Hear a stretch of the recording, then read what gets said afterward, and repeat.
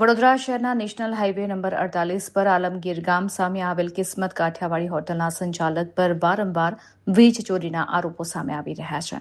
છેલ્લા ઘણા સમયથી મીડિયા અને સોશિયલ મીડિયામાં હોટલમાં થતી કથિત વીજ ચોરીના પુરાવા રજૂ કરવામાં આવ્યા હોવાનું ચર્ચાઈ રહ્યું છે. આ મામલે નજીકના MGVCL અધિકારીઓને જાણ કરાયા છતાં યોગ્ય કાર્યવાહી ન થવા અંગે પણ સવાલ ઉઠી રહ્યા છે. સ્થાનિક સ્તરે કર્મચારીઓની મિલીભગત હોવાની ચર્ચાઓ પણ થઈ રહી છે.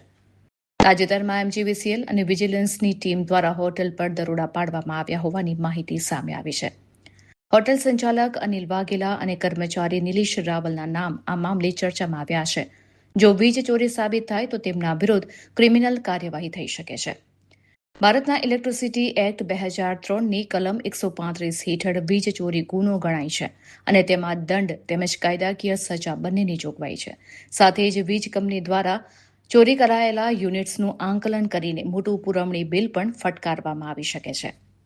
આપણે જોઈ રહ્યા છીએ અહીંયા આગળ કોઈ પણ પ્રકારનું વીજ જોડાણ નથી, પરંતુ મોડી રાત્રિના સમયે જ કિસ્મત કાઠિયાવાડી જે હોટલ અહીંયા આગળ આવેલી છે આલમગીર ગામની સામુ, તેના હોટલ સંચાલકો દ્વારા એ વાયરિંગ જોઈન કરવામાં આવશે.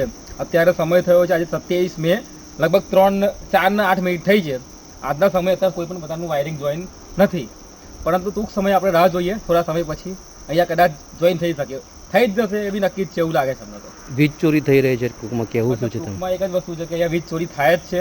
એના અગાઉ પણ આપણે વિડીયો સમાચારના માધ્યમથી જોયા જ છે અને થશે એવું લાગે છે આજે પણ કદાચ સાંજ પડતા થશે.